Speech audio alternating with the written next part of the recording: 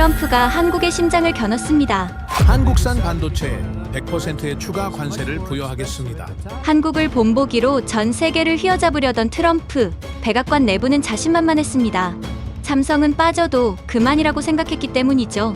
그러나 단 72시간 뒤 모든 예상을 뒤엎는 발표가 전 세계를 뒤덮었습니다. 한국 반도체 관세 인상은 없던 일로 하겠습니다. 갑자기 고개를 숙인 트럼프, 세계는 경악했습니다. 대한민국, 도대체 무슨 일을 벌인 걸까요? 72시간 내에 전 세계 AI가 멈추게 될 겁니다. 2025년 10월 3일, 트럼프 대통령이 한국산 반도체에 100% 관세를 때리겠다고 선언한 지 불과 30분 만에 벌어진 일이었습니다. 안녕하세요. 저는 앨리슨 리버스입니다. 챗GPT를 만든 오픈AI에서 수석 엔지니어로 일하고 있죠. 우리의 일자리를 빼앗는 기술 전쟁, 더 이상 두고 보지 않겠습니다.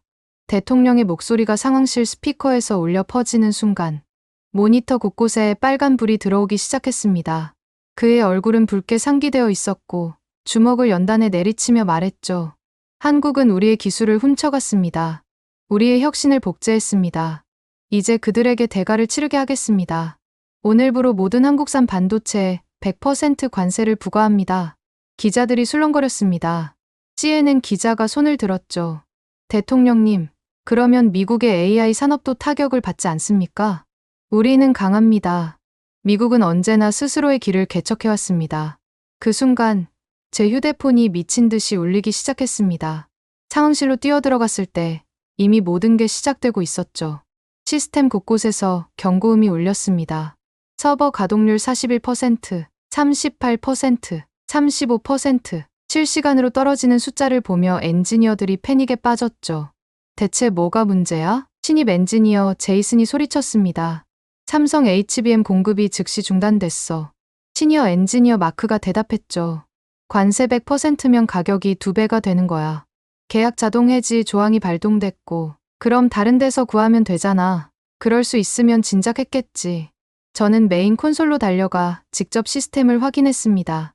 우리 AI 모델의 핵심인 트랜스포머 아키텍처는 대용량 메모리 없이는 작동할 수 없었죠. 삼성의 HBM32는 초당 9.6TB의 처리 속도를 자랑했습니다. 다른 회사 제품은 기껏해야 3.2TB였죠. 앨리슨, 대체 공급처는? 기술 총괄 부사장 데이비드가 다급하게 물었습니다. 그의 이마에는 땀방울이 맺혀 있었죠. 괜찮아요. 저는 침착하게 대답했습니다. TSMC로 돌리면 됩니다. 72시간이면 충분해요. 하지만 데이터 분석팀 리더 수잔이 고개를 저었습니다. 그녀의 얼굴은 창백했죠. TSMC는 이나노 공정을 확보하지 못했습니다.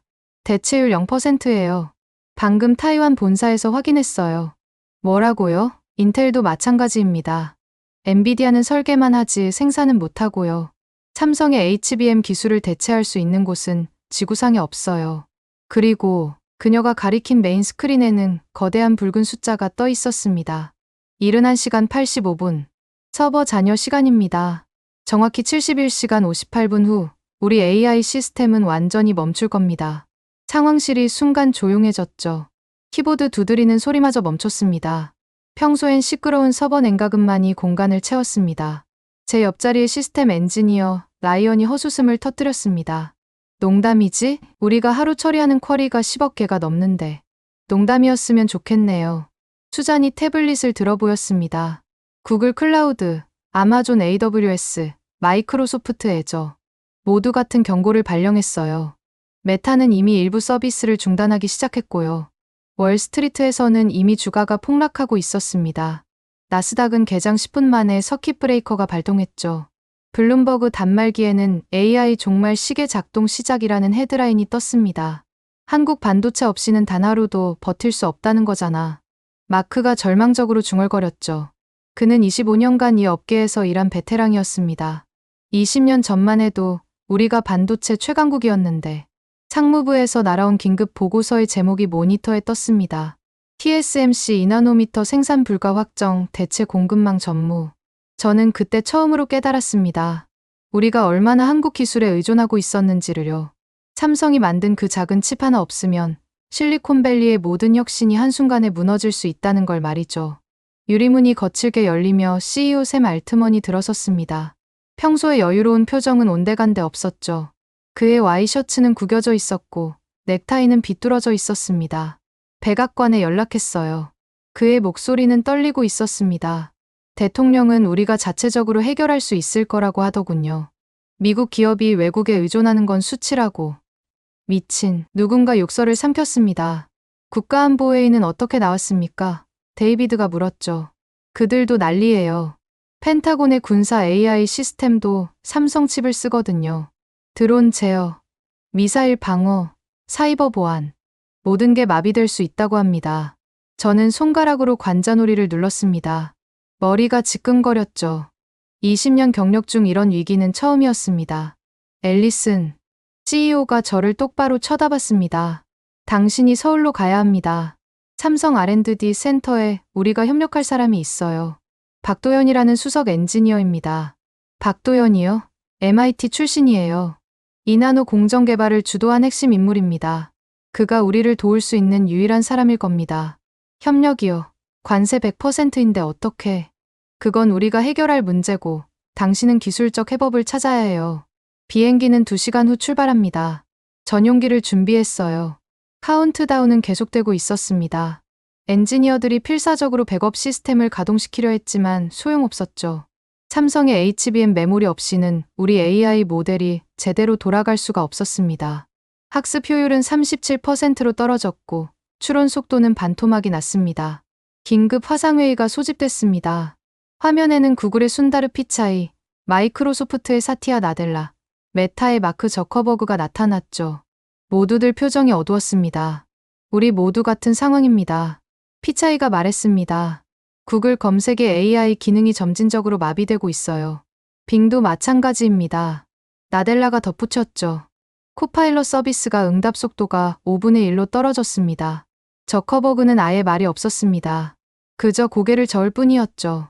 저는 노트북을 챙기며 생각했습니다. 20년간 이 업계에서 일하면서 기술이 정치에 무릎 꿇는 걸 본 적이 없었는데 이번엔 반대였습니다. 정치가 기술 앞에 무너지고 있었죠. 앨리슨, 출발 직전 데이터 분석팀장이 태블릿을 건넸습니다. MIT 연구소에서 방금 올라온 보고서예요. 한국산 HBM의 안정성이 99.2%라고 합니다. 다른 대체품은 기껏해야 70%도 안 돼요. 그리고 이것 보세요. 화면에는 충격적인 그래프가 있었습니다. 전 세계 AI 서버의 83%가 삼성 메모리를 사용하고 있었죠. 우리가 한국을 얕봤어요. 그녀가 쓴 웃음을 지었습니다. 세계 최고의 메모리 기술을 가진 나라와 무역 전쟁을 벌이다니. 저는 고개를 끄덕였습니다. 이미 알고 있던 사실이었지만 숫자로 확인하니 더 무겁게 느껴졌죠. 공항으로 가는 차 안에서도 카운트다운은 계속됐습니다. 붉은 숫자들이 제 머릿속에서 떠나지 않았죠. 운전사가 라디오를 켰습니다. 긴급 속보입니다. 뉴욕 증시가 전면 거래 중단을 선언했습니다. AI 관련주가 평균 30% 이상 폭락하면서 저는 라디오를 끄라고 했습니다. 이미 충분히 알고 있는 현실이었으니까요. 그날 세계는 기술이 멈출 수도 있다는 걸 처음으로 실감했습니다. 서버실 냉각팬 소리가 점점 약해지는 것 같았습니다. 데이터 센터의 심장박동이 느려지고 있었죠. 전 세계 수억 명이 사용하는 AI가 단 하나의 정치적 결정으로 72시간 안에 사라질 수도 있다는 현실이 너무나 비현실적이었습니다. 하지만 더 충격적인 건 따로 있었죠. 우리가 그토록 자랑하던 미국의 기술 패권이 사실은 한국이라는 작은 나라의 반도체 위에 세워진 모래성이었다는 것. 그리고 그 모래성이 무너지는 데는 단 72시간이면 충분하다는 것. 비행기가 이륙하는 순간 저는 문득 궁금해졌습니다. 박도연, 그는 대체 어떤 사람일까? 이 위기를 해결할 수 있는 답을 가지고 있을까? 아니면 우리는 정말로 72시간 후 디지털 암흑기를 맞이하게 될까? 창밖으로 워싱턴의 불빛들이 멀어져 갔습니다. 마치 문명의 불꽃이 하나씩 꺼져가는 것처럼 보였죠. 그때는 몰랐습니다. 서울에서 만날 그 남자가 제 인생뿐 아니라 전 세계의 기술 질서를 완전히 뒤바꿔 놓을 거라는 거요. 비행기가 태평양 상공을 날고 있을 때 워싱턴에서는 긴급 임원회의가 소집되고 있었죠. 저는 기내 와이파이로 화상회의에 접속했습니다. 화면 속 회의실은 전쟁 상황실 같았습니다. 대통령께서 오후 4시에 우리를 부르셨습니다. 샘 알트먼 CEO의 목소리가 스피커에서 흘러나왔죠. 그의 뒤로 보이는 회의실 벽면 전체가 모니터로 덮여 있었고 각종 그래프와 숫자들이 빨간색으로 깜빡이고 있었습니다.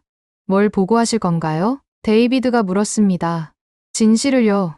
삼성 없이는 72시간, 아니 이제 60시간 내에 전 세계 AI가 멈춘다고요. 대통령이 받아들일까요? 받아들여야죠. 이건 정치가 아니라 물리학의 문제니까요. 저는 비행기 창밖을 보며 생각했습니다. 구름 아래 어딘가에서는 수백만 대의 서버가 천천히 죽어가고 있겠죠. 마치 산소가 떨어져가는 우주선처럼요. 백악관 오벌 오피스. 화면이 전환되면서 대통령 집무실 내부가 보였습니다. 트럼프 대통령이 책상 뒤에 앉아 있었고 그 앞에는 실리콘밸리의 건물들이 줄지어 서 있었죠. 여러분이 왜 여기 왔는지 압니다. 대통령의 목소리는 자신감에 차 있었습니다. 한국에 굴복하라고 하러 왔겠죠. 하지만 저는 거래의 달인입니다. 그들이 먼저 무릎 꿇을 겁니다. 구글의 순다르 피차이가 조심스럽게 입을 열었습니다. 대통령님, 이건 협상의 문제가 아닙니다. 우리 서버의 90%가 삼성 HBM을 사용합니다. 대체품이 없어요. TSMC는요? 인텔은요? 우리에겐 옵션이 있습니다. 죄송하지만 없습니다. 마이크로소프트의 사티아 나델라가 태블릿을 들어보였죠. 이 보고서를 보십시오. TSMC의 수율은 18%에 불과합니다. 인텔은 아직 양산 단계도 아니고요. 삼성의 이나노 공정은 98% 수율을 자랑합니다. 숫자 노름은 그만하시오. 대통령이 손을 저었습니다. 미국은 언제나 위기를 기회로 만들어왔소. 이번에도 그럴 겁니다. 바로 그때 메타의 마크 저커버그가 일어섰습니다. 그의 얼굴은 창백했죠. 대통령님, 방금 우리 서비스 3분의 1이 다운됐습니다. 인스타그램 스토리 기능이 먹통이 됐고 왓츠앱 음성 통화가 끊기고 있습니다. 페이스북 AI 추천 알고리즘도 작동을 멈췄습니다. 회의실이 술렁거렸습니다. 그게 무슨 소리요? 백업 서버마저 한계에 도달했다는 뜻입니다. 이제 59시간 남았습니다. 대통령의 표정이 처음으로 흔들렸죠. 하지만 여전히 고집을 꺾지 않았습니다. 우리가 한국에 무릎 꿇는 일은 없을 겁니다. 미국이 먼저입니다. 미국의 일자리가 먼저입니다. 저는 한숨을 쉬었습니다. 정치인의 자존심이 기술 현실을 이길 수 있다고 믿는 건 망상이었죠. 비행기가 난기류를 만났습니다. 기체가 흔들렸죠. 승무원이 안전벨트를 매라고 방송했습니다. 화상회의 화면에서 샘이 말했습니다. 앨리슨, 들리나요? 당신이 우리의 마지막 희망입니다. 박도연을 설득해야 해요. 그가 협력할까요? 우리가 관세로 그들을 때린 직후인데. 그럴 겁니다. 그는 기술자니까요. 기술자는 정치보다 기술을 우선시하죠. 저는 그 말에 동의할 수 없었습니다. 한국인들도 자존심이 있을 텐데요. 서울 인천공항에 도착했을 때는 한국 시간으로 새벽 4시였습니다. 하지만 공항은 이상할 정도로 붐비고 있었죠. 게이트를 나오자 수십 명의 기자들이 저를 기다리고 있었습니다. 오픈 AI에서 오셨습니까? 위기 해결책이 있습니까? 삼성과 협상하러 오신 건가요? 저는 아무 대답도 하지 않고 준비된 차에 올라탔습니다. 운전사가 말했죠. 판교 삼성 R&D 센터로 가시죠. 차는 어둠 속을 달렸습니다. 한강을 건너면서 서울의 야경이 보였죠. 불빛들이 반짝이고 있었습니다. 미국과 달리 여기서는 모든 게 정상적으로 작동하고 있었습니다. 한국은 영향이 없나요? 제가 운전사에게 물었습니다. 우리요? 전혀요. 오히려 주가가 오르고 있죠. 세계가 한국 기술의 중요성을 깨달았으니까요. 아이러니했습니다. 위기를 만든 미국이 무너지고 피해자인 한국이 더 강해지다니요. 휴대폰이 울렸습니다. 데이터 분석팀장 수잔이었죠. 앨리슨, 큰일이에요. 펜타곤에서 비상령을 내렸어요. 군사 AI 시스템도 붕괴 직전이래요. 뭐라고요? 드론 제어 시스템, 미사일 방어망, 사이버 보안센터 모두 삼성칩으로 돌아가고 있었어요. 우리가 몰랐던 거죠. 제 등골에 식은땀이 흘렀습니다. 이건 단순한 기술 문제가 아니었습니다. 국가 안보의 문제였죠. NSA에서도 난리예요. 정보 분석 AI가 작동을 멈추면 테러 위협을 감지할 수 없대요. 대통령은 뭐라고 하나요? 여전히 버티고 있어요. 미국은 굴복하지 않는다고. 저는 창밖을 봤습니다. 동이 트기 시작했죠. 서울의 아침이 밝아오고 있었습니다. 삼성 R&D 센터는 거대한 유리 건물이었습니다. 입구에서 보안 검색을 받고 들어갔죠. 로비에는 거대한 디지털 시계가 있었습니다. 그런데 이상했습니다. 그 시계도 카운트다운을 하고 있었거든요. 52시간. 한국도 시간을 재고 있었습니다. 하지만 그들에게 이건 위기가 아니라 기회였겠죠. 전 세계가 한국 기술에 얼마나 의존하는지 보여줄 기회. 엘리베이터를 타고 27층으로 올라갔습니다. 문이 열리자 넓은 연구실이 나타났죠. 수백 명의 엔지니어들이 조용히 일하고 있었습니다. 마치 위기 같은 건 없다는 듯이요. 안내 직원이 저를 회의실로 이끌었습니다. 박도연 수석님이 곧 오실 겁니다. 저는 의자에 앉아 기다렸죠. 벽면의 모니터에는 전 세계 뉴스가 나오고 있었습니다. AI 대란, 글로벌 경제마비 우려, 나스닥 사상 최대 폭락, 트럼프 여전히 강경 입장. 그때 문이 열렸습니다. 한 남자가 들어왔죠. 깔끔한 정장, 단정한 머리, 그리고 침착한 눈빛. 하지만 그의 표정에는 어떤 감정도 읽을 수 없었습니다. 앨리슨 리버스 씨죠? 그의 영어는 완벽했습니다. MIT에서 공부했다더니 정말이었나 봅니다. 저는 박도연입니다. 악수를 하는 순간 저는 느꼈습니다. 이 사람은 우리를 도울 생각이 없다는 거요. 아니, 오히려 이 상황을 즐기고 있는 것 같았습니다. 커피 드시겠습니까? 그가 물었습니다. 목소리는 정중했지만 눈은 차가웠죠. 시간이 없습니다. 이제 52시간도 남지 않았어요. 알고 있습니다. 그가 태블릿을 꺼냈습니다. 화면에는 복잡한 그래프들이 있었죠. 우리도 모니터링하고 있으니까요. 오픈 AI뿐 아니라 구글, 메타, 아마존, 마이크로소프트, 모든 회사의 서버 상태를 실시간으로 보고 있습니다. 그럼 도와주실 수 있겠네요. 도울 수는 있죠. 그가 의자에 기대 앉았습니다. 하지만 왜 그래야 하죠? 여러분이 먼저 우리를 공격했잖아요. 저는 숨을 깊게 들이쉬었습니다. 예상했던 반응이었지만 막상 들으니 막막했죠. 이건 정치가 아닙니다. 기술의 문제예요. 전 세계 AI가 멈추면 모두가 피해를 봅니다. 그럴까요? 그가 미소를 지었습니다. 차가운 미소였죠. 한국은 아무 피해가 없습니다. 오히려 우리 기술의 가치를 전 세계에 증명하는 기회죠. 미국이 먼저 손을 내밀 때까지 기다려도 됩니다. 사람들이 피해를 봅니다. 일반 사용자들이요. 그들도 알아야죠. 자신들이 쓰는 기술이 어디서 오는지, 한국을 무시하면 어떤 일이 벌어지는지. 저는 할 말을 잃었습니다. 그의 논리는 차갑지만 정확했죠. 한국에겐 이번 사태가 오히려 기회였습니다. 하지만 그때 그의 휴대폰이 울렸습니다. 그가 전화를 받았죠. 네, 회장님. 목소리가 갑자기 공손해졌습니다. 네, 알겠습니다. 그렇게 하겠습니다. 전화를 끊고 그가 저를 봤습니다. 표정이 미묘하게 바뀌어 있었죠. 위에서 협력하라고 하네요. 조건부로요. 조건이 뭐죠? 첫째, 미국 정부가 공식 사과할 것. 둘째, 관세를 즉시 철회할 것. 셋째, 향후 10년간 기술 협력 협정을 맺을 것. 저는 안도와 걱정이 동시에 들었습니다. 협력 가능성은 열렸지만 트럼프가 이 조건을 받아들일까요? 일단 기술적 해법부터 논의하죠. 박도연이 일어섰습니다. 연구실을 보여드리겠습니다. 우리가 뭘 할 수 있는지 직접 보시면 이해가 빠를 겁니다. 그를 따라 연구실로 가면서 저는 불안감을 떨칠 수 없었습니다. 이 차가운 남자가 정말 우리를 도울까요? 아니면 더 큰 무언가를 노리고 있는 걸까요? 카운트다운은 계속되고 있었습니다. 시간이 얼마 남지 않았죠. 박도연을 따라 들어간 연구실은 제 상상을 초월했습니다. 축구장만한 공간에 수백 대의 워크스테이션이 줄지어 있었고 엔지니어들이 조용히 일하고 있었죠. 벽면 전체를 덮은 모니터에는 전 세계 서버 상태가 실시간으로 표시되고 있었습니다.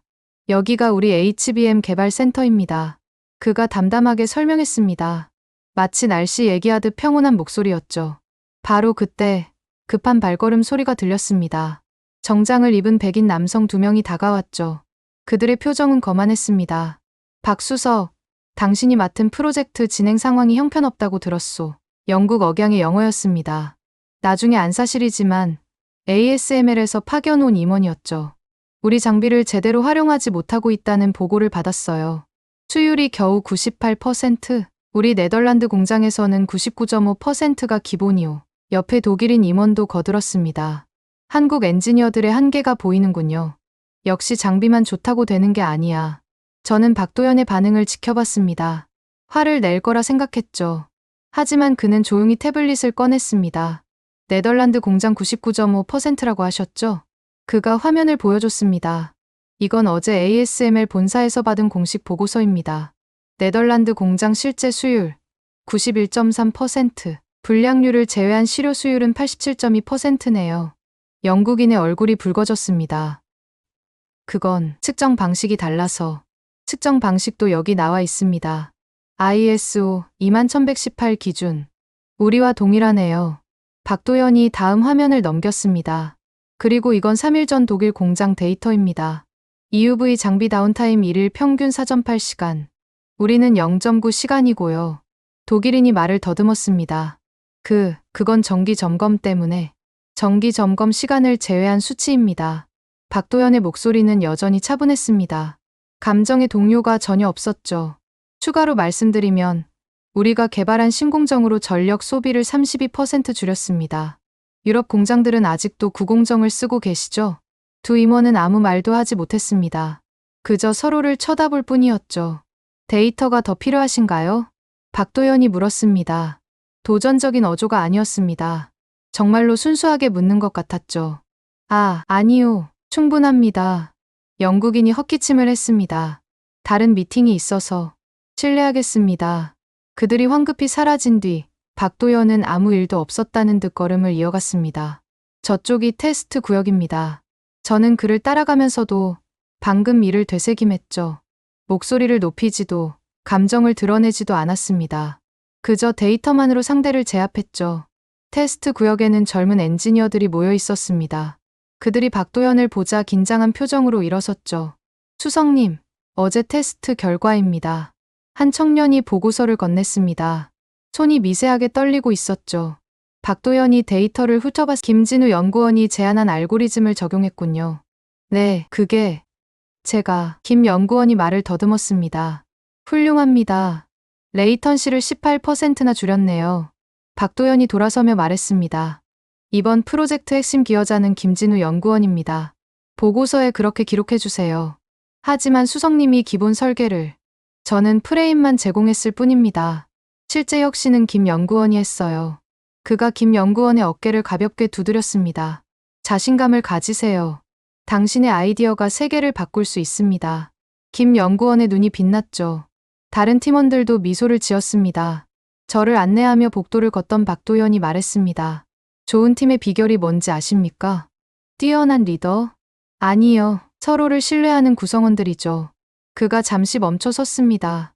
저는 그저 그들이 자신의 능력을 발휘할 수 있는 환경을 만들 뿐입니다. 진짜 혁신은 그들이 합니다. 카페테리아를 지나가는데 직원들이 그에게 인사했습니다. 수석님, 안녕하세요. 좋은 아침입니다. 수석님. 그는 일일이 눈을 맞추며 답례했죠. 이름을 불러가며 안부를 물었습니다. 박 과장, 아드님 대학 합격 축하해요. 이 대리, 프로젝트 수고했어요. 수백 명 직원들의 개인사를 기억하고 있었습니다. 다시 연구실로 돌아왔을 때 한 외국계 임원이 또 나타났습니다. 이번엔 미국인이었죠. 퀄컴에서 온 부사장이었습니다. 박 수석, 우리 칩셋과의 호환성 문제가 있다고? 공격적인 어조였습니다. 당신들 설계가 문제 아닌가? 우리 제품은 전 세계 표준이야. 박도연이 고개를 살짝 기울였습니다. 표준이라고 하셨나요? 그가 근처 워크스테이션으로 걸어갔습니다. 몇 번 키보드를 두드리자 화면에 코드가 떴죠. 퀄컴 스냅드래곤 8세대 커널 코드입니다. 2814번째 줄을 보시죠. 화면을 확대했습니다. 메모리 할당 함수에 버그가 있네요. 특정 조건에서 버퍼 오버플로우가 발생합니다. 미국인의 얼굴이 창백해졌습니다. 우리가 호환성을 맞추려면 이 버그까지 수용해야 합니다. 그게 표준이라면 따르겠습니다만. 박도연이 조용히 미소 지었습니다. 아니면 퀄컴에서 패치를 내주시든지요. 언제든 기다리겠습니다. 부사장은 말문이 막혔습니다. 휴대폰을 꺼내 어디론가 급히 전화를 걸며 자리를 떴죠. 저는 박도연을 다시 봤습니다. 처음 만났을 때의 차가운 인상과는 달랐죠. 그의 차가움은 오만이 아니라 정확함이었습니다. 왜 그렇게 보십니까? 그가 물었습니다.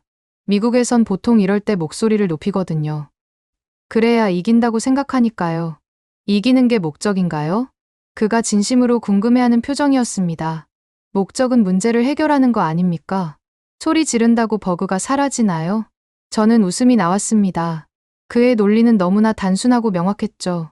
회의실로 돌아오는 길에 그가 말했습니다. 앨리슨 씨, 전 미국을 돕고 싶어요. 의외의 말이었습니다. 하지만 제 팀원들은 지난 며칠간 잠도 못 자고 일했습니다. 미국의 관세 폭탄 때문에 회사가 입을 손실을 최소화하려고요. 그가 창밖을 봤습니다.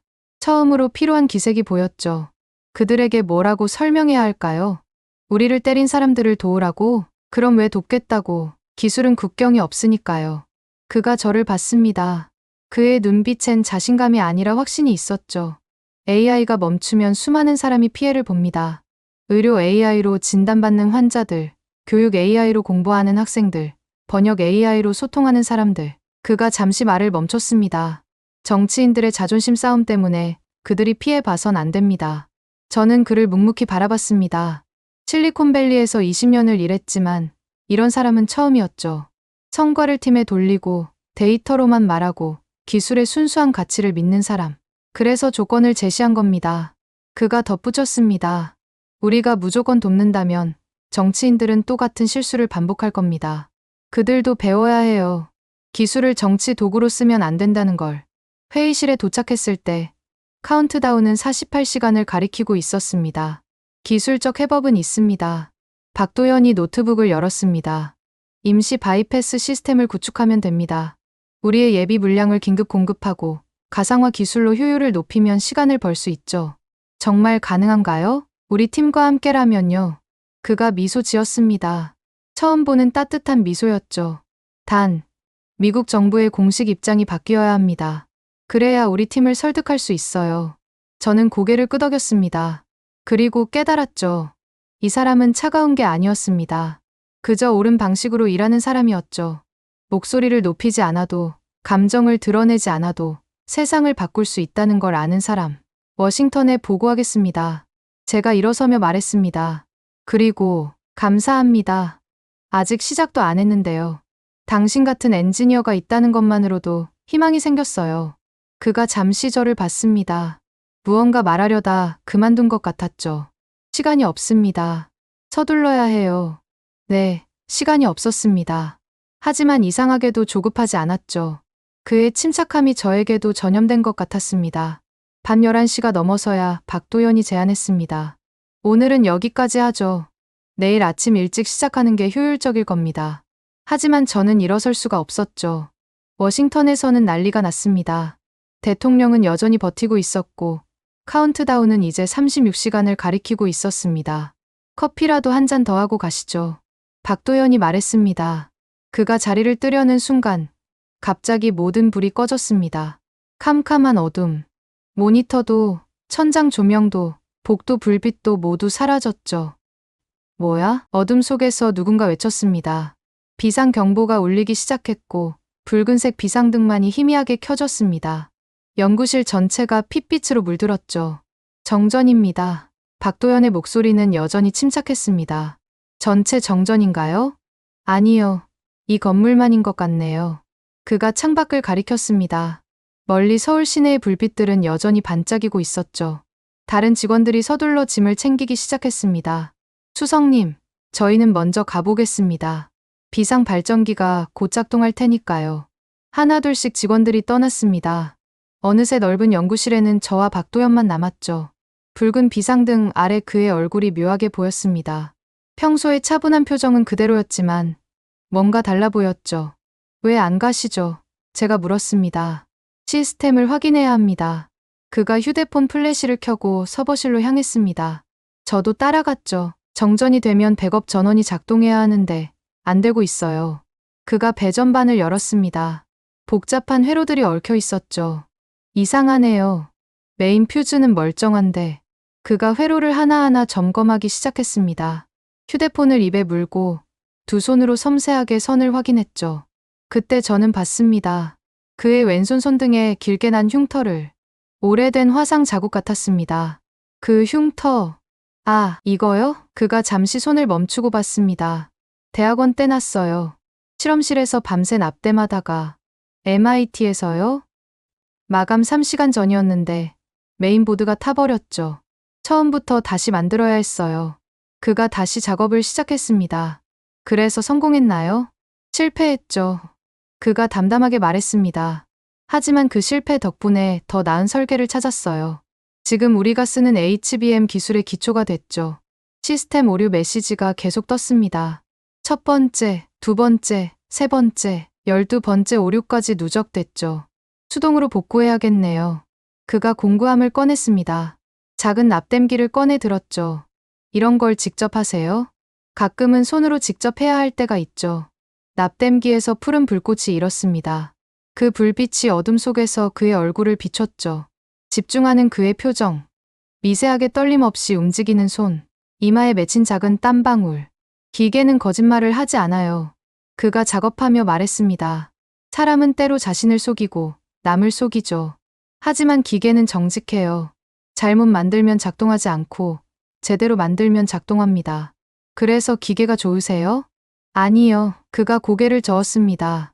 기계는 사람을 믿을 때만 제대로 움직입니다. 무슨 뜻이죠? 이 회로를 보세요. 그가 납땜하던 부분을 가리켰습니다. 완벽한 설계도, 최고의 부품을 써도 결국 사람의 손길이 필요해요. 누군가 정성을 들여 연결하고, 확인하고, 조정해야 하죠. 그의 손이 능숙하게 움직였습니다. 수십 개의 접점을 하나하나 연결했죠. 사람이 기계를 신뢰하지 않으면 기계도 제 역할을 못해요. 반대로 기계에 진심을 담으면 기계도 그에 응답하죠. 저는 그의 옆에 앉았습니다. 가까이서 보니 그의 셔츠에서 은은한 커피 향이 났죠. 하루에 커피를 얼마나 드세요? 많이요. 그가 살짝 웃었습니다. 오늘만 12잔째인 것 같네요. 그래서 그렇게 침착한 거군요. 카페인 과다로. 아니요. 그가 납땜기를 내려놓고 저를 봤습니다. 붉은 비상등 아래서 그의 눈이 깊어 보였죠. 침착한 게 아니에요. 그냥 포기하지 않는 거죠. 차이가 뭔가요? 침착함은 감정의 문제고 포기하지 않는 건 선택의 문제예요. 그가 다시 작업을 시작했습니다. 지금도 사실 초조해요. 시간은 줄어들고 해법은 복잡하고 정치적 장벽은 높고 그런데도 계속하는 이유는 포기하면 끝이니까요. 마지막 접점을 연결하는 순간 그의 손이 미끄러졌습니다. 뜨거운 납땜기가 손등을 스쳤죠. 작은 신음이 새어나왔습니다. 새로운 화상이 생겼죠. 옛 흉터 바로 옆에. 괜찮으세요? 제가 그의 손을 잡았습니다. 뜨웠습니다. 화상 때문이 아니라 원래 체온이 높은 것 같았어요. 괜찮아요. 익숙해요. 하지만 저는 손을 놓지 못했습니다. 그의 손을 자세히 봤죠. 흉터투성이었습니다. 크고 작은 화상 자국들, 베인 상처들, 못이 박혔던 흔적들. 20년간 현장에서 직접 일한 흔적이었죠. 왜 이렇게까지? 누군가는 해야 하니까요. 그가 조용히 말했습니다. 깨끗한 손으로 키보드만 두드려서는 진짜 혁신을 만들 수 없어요. 때로는 직접 부딪혀야 하죠. 제가 그의 손을 잡고 있는 걸 의식한 듯 그가 부드럽게 손을 뺐습니다. 거의 다 됐어요. 그가 메인 스위치를 올렸습니다. 그 순간 우웅하는 소리와 함께 서버들이 다시 깨어났습니다. 하나둘씩 모니터에 불이 들어왔죠. 형광등이 깜빡 켜졌습니다. 12번의 오류를 모두 수동으로 복구한 것이죠. 해냈네요. 제가 안도의 한숨을 쉬었습니다. 아직 시작도 안 했어요. 그가 일어서며 말했습니다. 진짜 문제는 이제부터죠.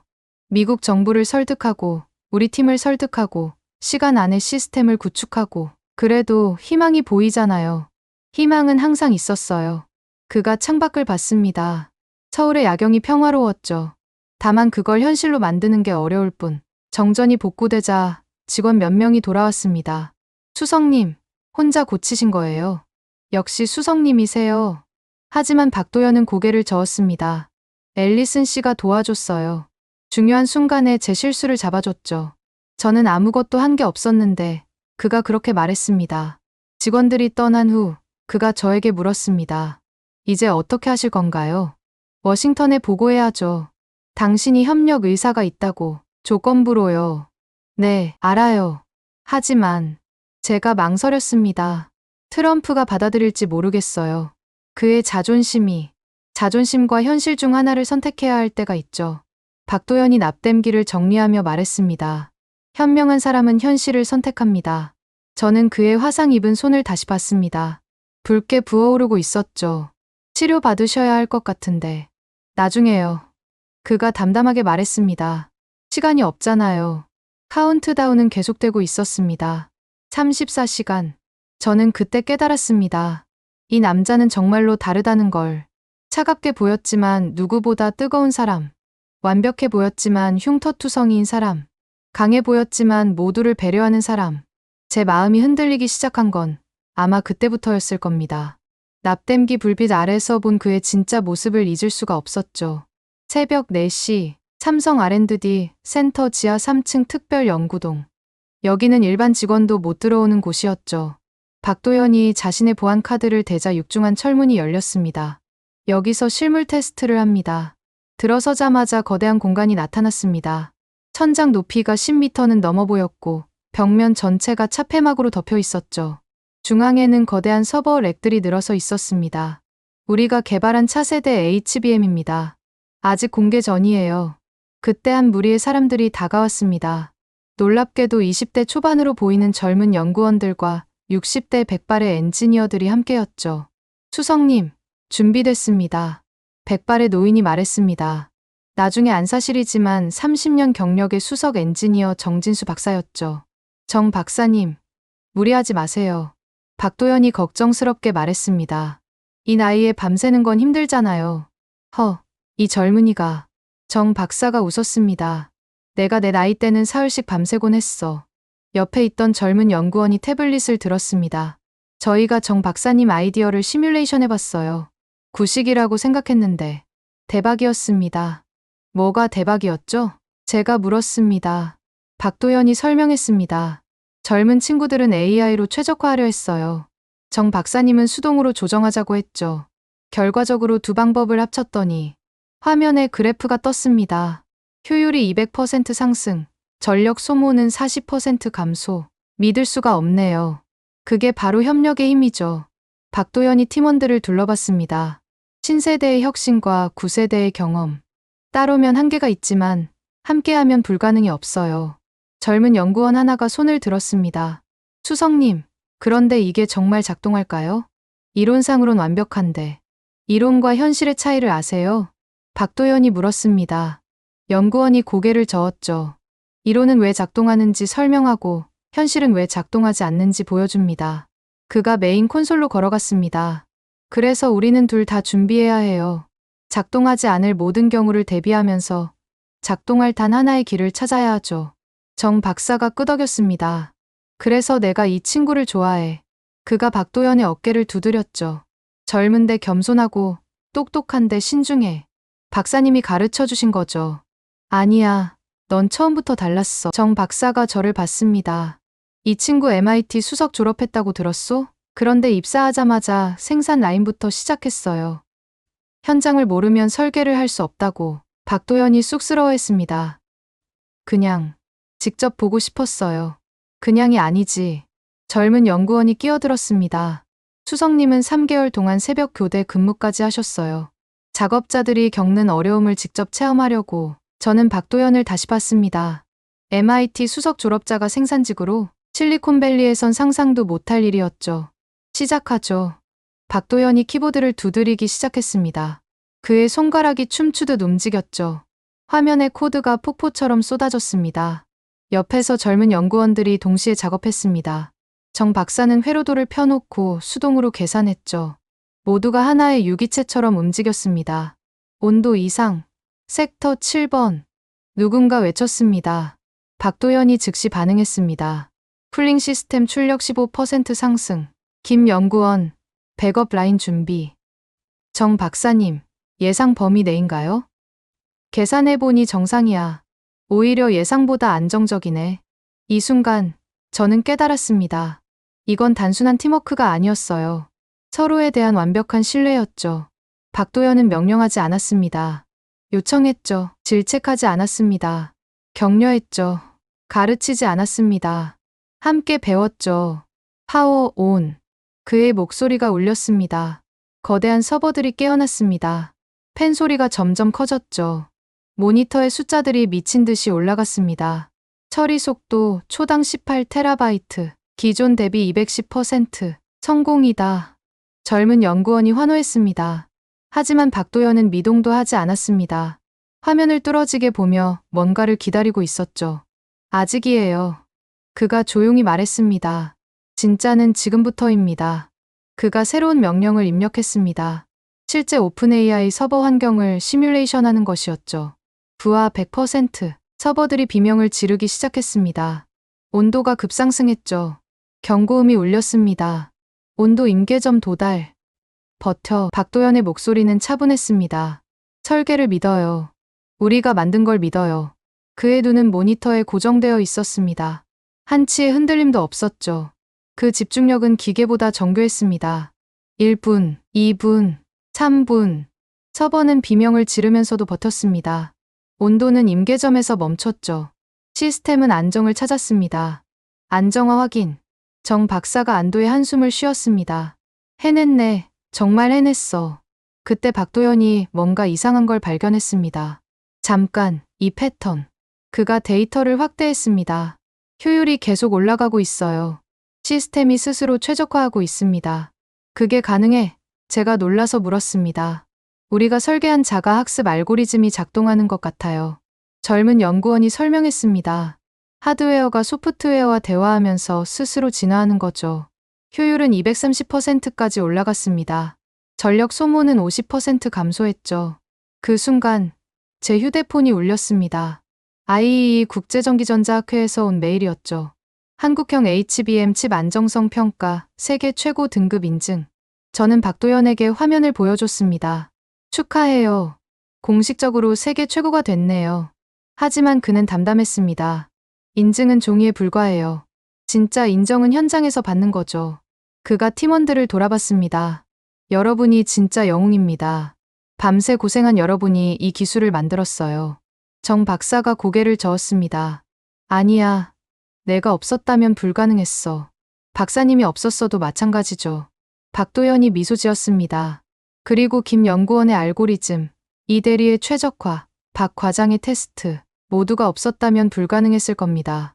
그가 저를 봤습니다. 이런 협력은 실리콘밸리에도 있나요?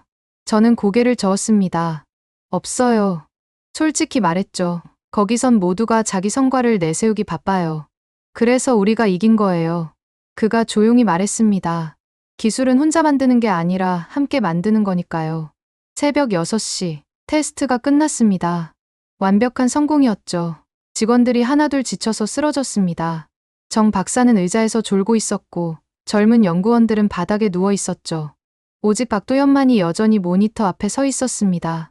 데이터를 분석하고 보고서를 작성하고 있었죠. 쉬어야 하는 거 아니에요? 제가 물었습니다. 마지막 확인을 해야 해요. 이미 성공했잖아요. 완벽과 성공은 달라요. 그가 저를 봤습니다. 그의 눈은 충혈되어 있었지만 여전히 맑았죠. 성공은 목표를 달성하는 거고 완벽은 그 이상을 추구하는 거예요. 저는 그 순간 알았습니다. 왜 한국이 반도체 최강국이 됐는지, 왜 삼성이 세계 1등인지, 박도연 같은 사람들 때문이었죠. 완벽을 추구하되 혼자가 아닌 함께, 성과를 내되 독식이 아닌 공유. 당신은 제가 말을 꺼냈다가 멈췄습니다. 아니에요. 저는 말하지 못했죠. 당신은 제가 만난 가장 특별한 사람이라고. 이런 리더십은 처음 본다고. 카운트다운은 28시간. 시간이 얼마 남지 않았습니다. 하지만 이상하게도 불안하지 않았죠. 이 사람과 함께라면 해낼 수 있을 것 같았습니다. 그의 집중하는 모습이 정말로 기계보다 정교했으니까요. 워싱턴으로 돌아오는 비행기 안. 저는 노트북을 펴고 보고서를 쓰기 시작했습니다. 제목을 쓰고 지우기를 10번은 반복했죠. 기술 협력의 필요성, 아니, 너무 약해요. 긴급 대응 방안, 이것도 아니에요. 한미 반도체 동맹 제안. 트럼프가 동맹이란 말을 싫어하죠. 결국 저는 박도연의 말을 떠올렸습니다. 완벽과 성공은 달라요. 기계는 사람을 믿을 때만 움직입니다. 그리고 제목을 썼습니다. AI 붕괴의 원인은 기술이 아니라 오만이다. 과감한 제목이었죠. 대통령의 자존심을 건드리는 제목. 하지만 진실이었습니다. 보고서를 쓰면서 저는 계속 박도연을 떠올렸습니다. 데이터로 말하되 사람을 잊지 않는 그의 방식. 성과를 내대 혼자가 아닌 함께하는 그의 철학. 기술은 도구일 뿐입니다. 진짜 힘은 그것을 다루는 사람의 태도에서 나옵니다. 삼성의 박도연 수석은 말했습니다. 신뢰를 설계한다. 이것이 한국이 세계 최고가 된 이유입니다. 저는 써내려갔습니다. 현재 미국 AI 가동률은 37%로 떨어졌습니다. 이대로라면 18시간 내 완전 정지됩니다. 그러나 삼성과 협력하면 92%까지 회복 가능합니다. 이것은 예측이 아니라 실증된 데이터입니다. 기내에서 긴급 화상회의가 열렸습니다. 샘 알트먼, 순다르 피차이, 사티아 나델라, 마크 저커버그, 실리콘밸리의 거물들이 모두 모였죠. 앨리슨, 어떻게 됐나요? 샘이 초조하게 물었습니다. 그의 뒤로 보이는 상황실은 아수라장이었죠. 삼성이 협력하겠다고 했습니다. 조건부지만요. 조건이 뭡니까? 관세 철회, 공식 사과, 그리고 10년간 기술 협력 협정입니다. 화면 속 CEO들이 침묵했습니다. 트럼프가 받아들일 리 없다는 걸 모두 알았죠. 다른 방법은 없나요? 저커버그가 물었습니다. 그의 얼굴은 이틀 사이 10년은 늙어 보였죠. 없습니다. TSMC도, 인텔도 대체 불가능합니다. 오직 삼성뿐이에요. 그럼 대통령을 설득해야겠네요. 나델라가 한숨을 쉬었습니다. 누가 고양이 목에 방울을 달 건가요? 제가 하겠습니다. 제가 말했습니다. 보고서를 준비했어요. 좀 과감하지만 효과가 있을 겁니다. 워싱턴 덜레스 공항에 도착했을 때는 동부 시간 오후 2시. 카운트다운은 16시간을 가리키고 있었습니다. 백악관으로 가는 차 안에서 라디오가 떠들어댔죠. 전국적으로 AI 서비스가 마비되고 있습니다. 병원들은 AI 진단 시스템 중단으로 혼란에 빠졌고, 저는 라디오를 껐습니다. 이미 알고 있는 현실이었으니까요. 백악관 상황실. 들어서자마자 차가운 공기가 얼굴을 때렸습니다. 에어컨을 최강으로 틀어놓은 것 같았죠. 열기를 식히려는 헛된 노력이었습니다. 트럼프 대통령이 중앙에 앉아 있었습니다. 그의 얼굴은 여전히 완고했죠. 앨리슨 리버스. 그가 저를 불렀습니다. 한국에서 뭘 가져왔소? 해결책입니다. 대통령님. 조건 없는 해결책이요? 아닙니다. 제가 정직하게 답했습니다. 조건이 있습니다. 하지만 받아들일 만한 조건입니다. 내가 판단하겠소. 저는 보고서를 테이블에 올렸습니다. 표지의 제목을 본 참모들이 술렁거렸죠. AI 붕괴의 원인은 기술이 아니라 오만이다? 국가안보보좌관이 읽었습니다. 이게 뭐요? 대통령을 모욕하는 건가? 아닙니다. 저는 차분하게 말했습니다. 진실입니다. 트럼프의 눈이 좁아졌습니다. 계속 말해보시오. 저는 일어섰습니다. 메인 스크린에 데이터를 띄웠죠. 현재 미국 AI 가동률 37%, 15시간 30분 후 완전 정지 예상. 피해 규모 하루 1조 달러. 숫자들이 빨간색으로 깜빡였습니다. TSMC 대체 가능성 0%입니다. 인텔은 마이너스입니다. 오히려 품질 저하로 손실이 늘어날 겁니다. 저는 다음 슬라이드로 넘겼습니다. 하지만 삼성과 협력하면 92%까지 회복 가능합니다. 이미 테스트를 완료했어요. 조건은 관세 철회, 공식 유감 표명, 기술 협력 협정. 말도 안 돼. 트럼프가 테이블을 쳤습니다. 미국이 한국에 고개를 숙이란 말이오? 아닙니다. 저는 박도연의 말을 떠올렸습니다. 이건 굴복이 아니라 협력입니다. 강자끼리의 동맹이죠. 우리가 강자요. 기술에서는 그들이 강자입니다. 저는 보고서를 펼쳤습니다. 삼성의 박도연 수석이 이런 말을 했습니다. 신뢰를 설계한다. 기술은 명령으로 움직이지 않습니다. 신뢰로 움직이죠. 철학 강의는 그만하시오. 하지만 저는 계속했습니다. 대통령님, 미국의 위대함은 힘에서만 나오는 게 아닙니다. 현명한 선택을 할 줄 아는 지혜에서도 나오죠. 저는 새로운 슬라이드를 띄웠습니다. 구글, 오픈 AI, 마이크로소프트 공동 성명입니다. 한국과의 기술 협력 없이는 미국 AI 산업의 미래는 없다. 참모들이 수군거렸습니다. 대통령의 표정이 미묘하게 변했죠. 대통령님, 저는 마지막 카드를 꺼냈습니다. 이건 정치가 아닙니다. 수학입니다. 37%냐, 92%냐. 선택은 간단합니다. 긴 침묵이 흘렀습니다. 상황실의 시계 소리만 들렸죠. 다른 방법은 정말 없소. 트럼프가 물었습니다. 목소리에서 처음으로 흔들림이 느껴졌죠. 없습니다. 저는 단호하게 답했습니다. 그때 국방장관이 끼어들었습니다. 대통령님, 방금 펜타곤에서 연락이 왔습니다. 군사 AI 시스템도 한계에 도달했다고 합니다. 드론도 미사일 방어망도 곧 멈출 겁니다. 트럼프의 얼굴이 굳었습니다. 국가 안보 문제가 됐군. 그 이상입니다. 재무장관이 태블릿을 들었습니다. 월스트리트가 거래를 중단했습니다. 나스닥은 사상 최악의 폭락을 기록했고요. 이대로면 대공황 이상의 경제 위기가 옵니다. 트럼프가 의자에 기대앉았습니다. 처음 보는 무력한 모습이었죠. 그들이 원하는 건 뭐요? 협력입니다. 저는 박도연의 말을 그대로 전했습니다. 한국은 미국을 굴복시키려는 게 아닙니다.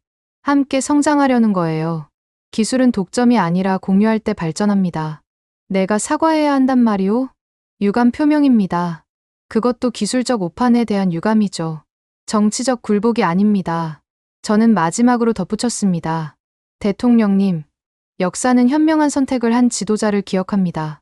위기를 기회로 바꾼 지도자를 존경하죠. 트럼프가 눈을 감았습니다.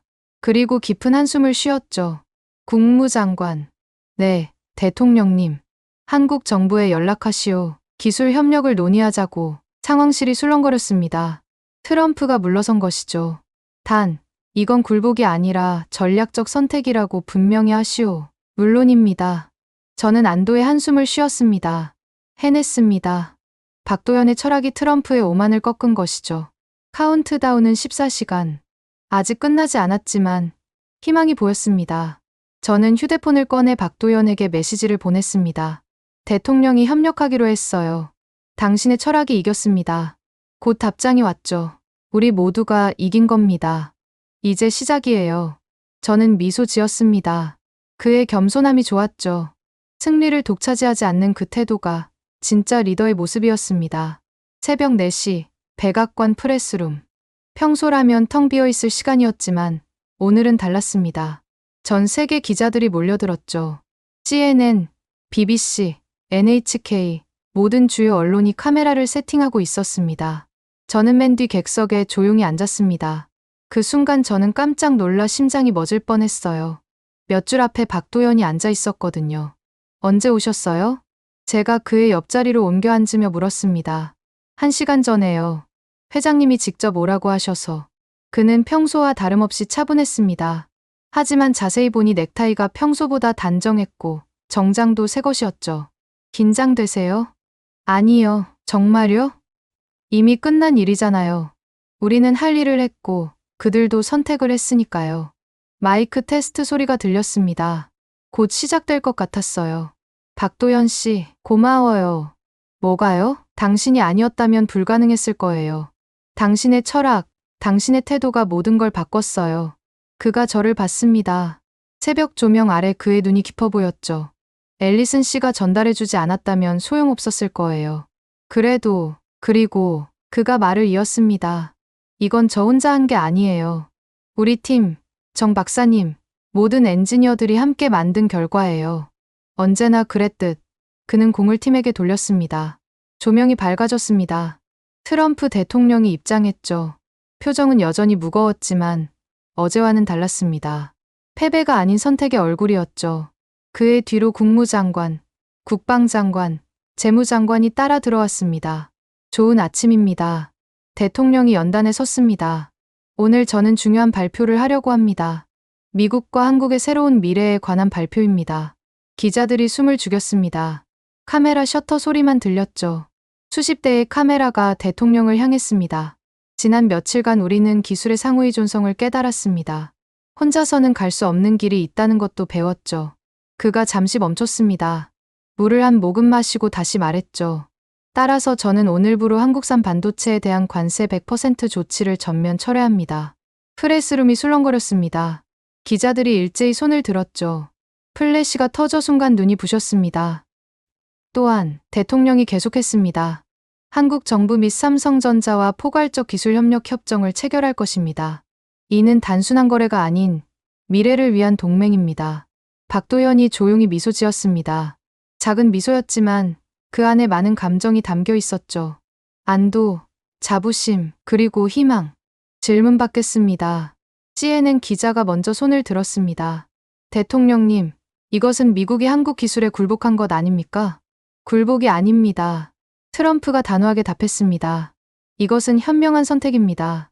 강대국은 필요할 때 협력할 줄 아는 나라입니다. BBC 기자가 이어서 물었습니다. 구체적인 성과를 말씀해 주실 수 있나요? 대통령이 옆에 보좌관에게 신호를 보냈습니다. 화면에 그래프가 떴죠. 관세 철회 발표 직후 AI 가동률이 97%로 회복됐습니다. 다우존스는 사상 최대 폭의 반등을 기록했고 나스닥도 정상화됐습니다. 숫자들이 초록색으로 바뀌어 갔습니다. 붉은 경고에서 희망의 색으로 한국 기자가 질문했습니다. 한국 측의 기여를 어떻게 평가하십니까? 트럼프가 잠시 망설였습니다. 자존심과 현실 사이에서 고민하는 것 같았죠. 그리고 말했습니다. 한국의 기술력은 탁월합니다. 특히 삼성의 엔지니어들은 불가능을 가능으로 만들었죠. 제 옆에서 박도연이 살짝 움직였습니다. 불편해하는 것 같았죠. 주목받는 걸 좋아하지 않는 그답게. 일본 NHK 기자가 추가 질문을 했습니다. 향후 협력 계획은 어떻게 되나요? 한 달 내 워싱턴에 한미 공동기술센터를 설립할 예정입니다. 양국 엔지니어들이 함께 일하며 차세대 기술을 개발할 것입니다. 마지막으로 대통령이 마무리를 준비했습니다. 이번 사태는 우리에게 중요한 교훈을 줬습니다. 기술은 무기가 아니라 다리입니다. 갈라놓는 게 아니라 연결하는 도구죠. 그가 카메라를 정면으로 봤습니다. 미국과 한국은 이제 기술 동맹국입니다. 함께 미래를 만들어갈 것입니다. 기자회견이 끝났습니다. 기자들이 추가 질문을 쏟아냈지만 대통령은 이미 퇴장했죠. 프레스룸을 나오면서 박도연과 마주쳤습니다. 축하해요. 제가 말했습니다. 뭐려? 당신들이 이겼잖아요. 이긴 게 아니에요. 그가 고개를 저었습니다. 그냥 제자리를 찾은 거죠. 기술이 정치 위에 있다는 당연한 사실을 확인한 거예요. 우리는 백악관 정원을 걸었습니다. 동이 트고 있었죠. 워싱턴의 아침이 밝아오고 있었습니다. 이슬 맺힌 잔디가 햇빛에 반짝였습니다. 이제 코스피도 최고치를 기록하겠네요. 제가 농담처럼 말했습니다. 주가는 중요하지 않아요. 그가 진지하게 답했습니다. 중요한 건 신뢰를 회복했다는 거죠. 기술에 대한 신뢰, 협력에 대한 신뢰. 그때 그의 휴대폰이 울렸습니다. 네, 정 박사님. 목소리가 밝아졌습니다. 정말요? IMF에서 공식 발표를요? 그가 전화를 끊고 제게 말했습니다. IMF가 한미 기술 협정을 글로벌 공급망 안정의 전환점이라고 평가했대요. 세계 경제가 안정을 되찾을 거라고 전망했고요. 대단하네요. 팀이 대단한 거죠. 또 그랬습니다. 절대 혼자 공을 차지하지 않는 사람. CNN 속보가 휴대폰에 떴습니다. 삼성의 기술 앞에 초강대국이 무릎 꿇다. 저는 박도연에게 화면을 보여줬습니다. 이런 헤드라인 어때요? 과장됐네요. 그가 눈살을 찌푸렸습니다. 무릎 꿇은 게 아니라 손을 잡은 거죠. 왜 언론은 항상 대립 구도로만 보는지. 저는 웃음이 나왔습니다. 성공의 순간에도 겸손한 이 남자. 승리를 자축하는 대신 협력을 강조하는 이 사람. 박도연 씨, 당신 같은 사람이 더 많아지면 좋겠어요. 그가 저를 봤습니다. 아침 햇살이 그의 얼굴을 비췄죠. 앨리슨 씨 같은 사람도요. 저요? 진실을 전달할 줄 아는 사람. 다리를 놓을 줄 아는 사람. 우리는 잠시 침묵 속에 걸었습니다. 편안한 침묵이었죠.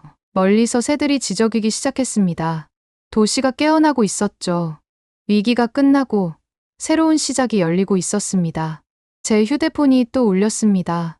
이번엔 오픈AI CEO 샘이었죠.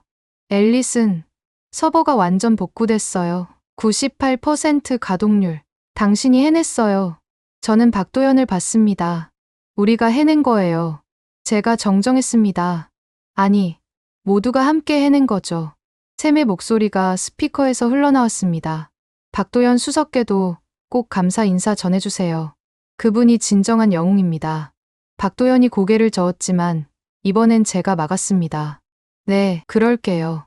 진짜 영웅에게 전하겠습니다. 전화를 끊고 우리는 다시 걷기 시작했습니다.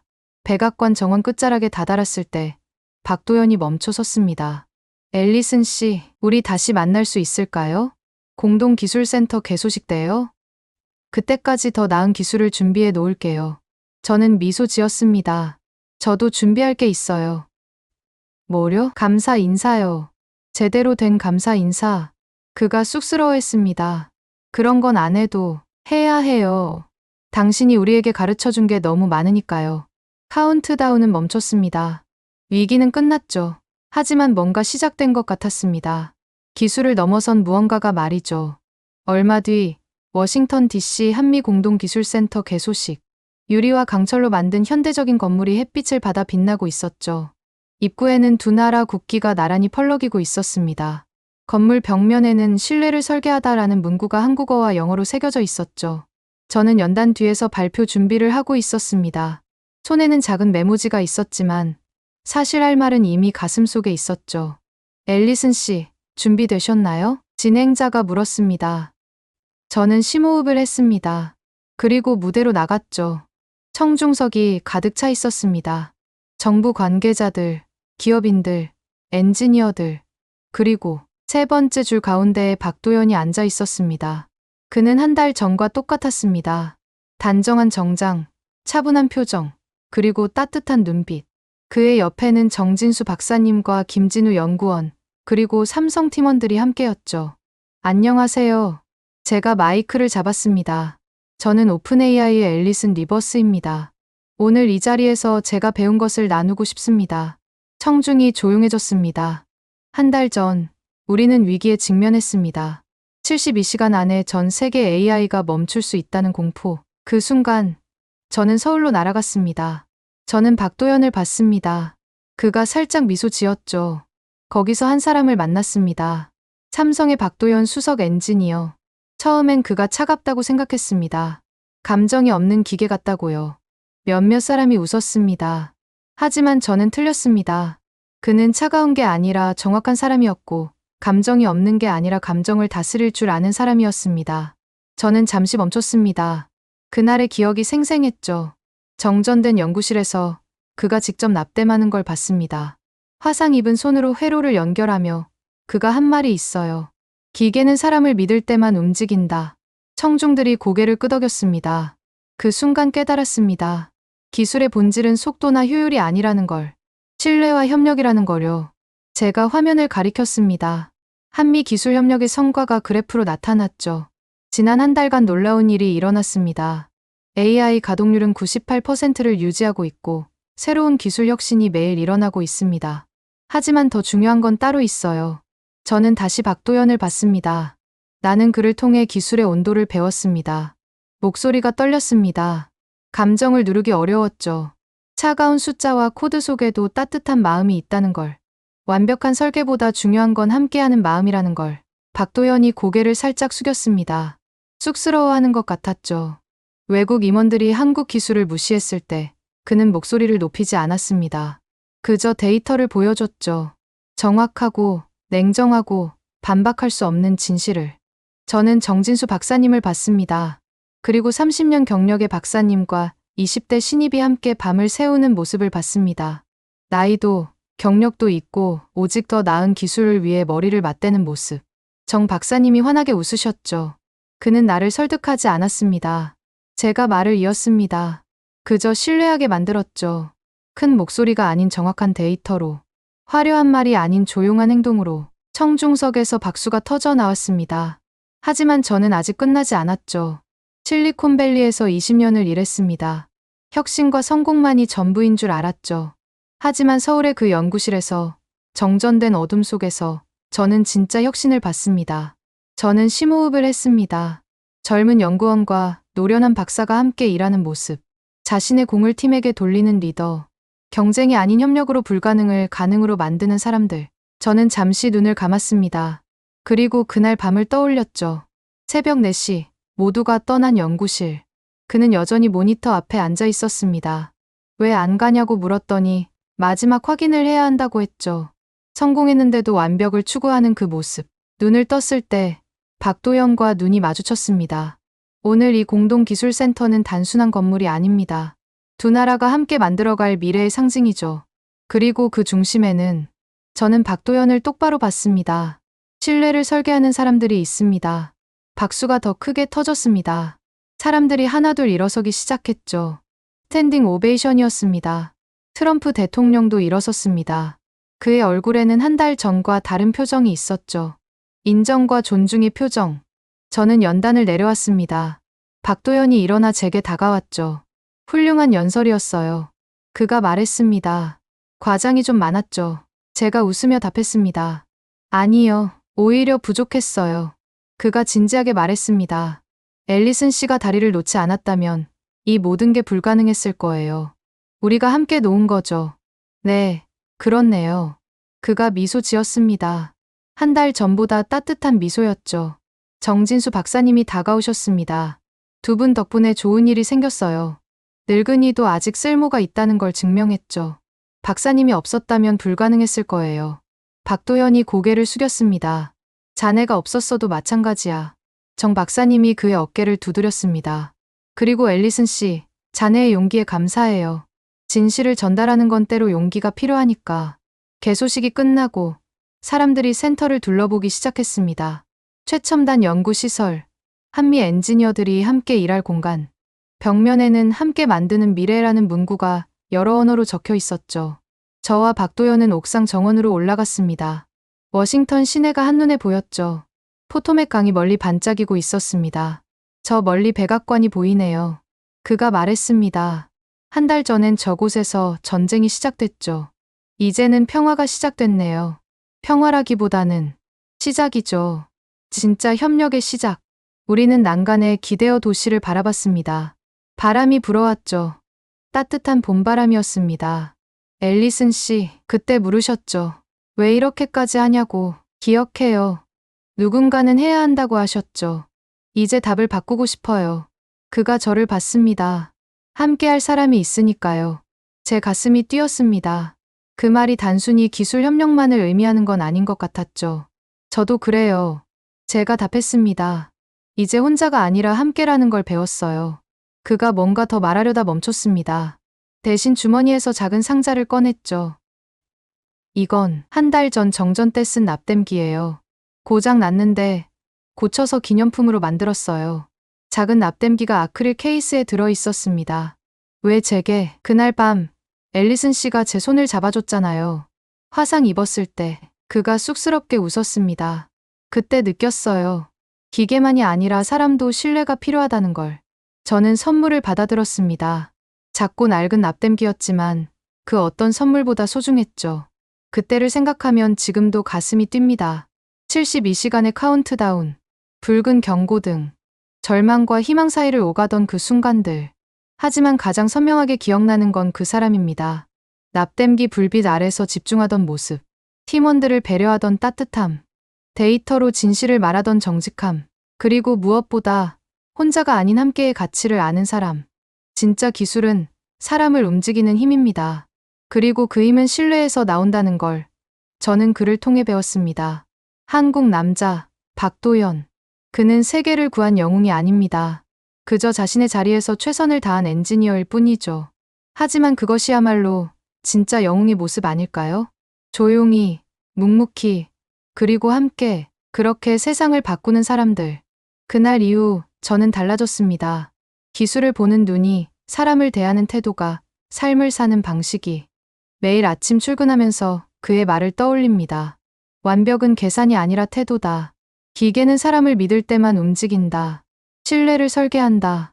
모든 게 그 72시간 덕분입니다. 아니, 그 시간 속에서 만난 한 사람 덕분이죠. 지금도 우리는 함께 일하고 있습니다. 워싱턴과 서울을 오가며 더 나은 기술을 만들고 있죠. 가끔은 의견이 다를 때도 있지만 그때마다 그는 데이터로 말합니다.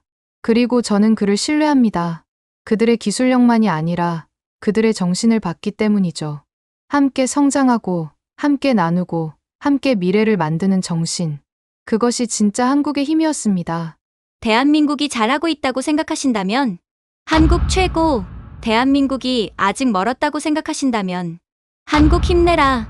여러분의 생각을 댓글로 남겨주세요. 지금까지 감동을 더하다였습니다.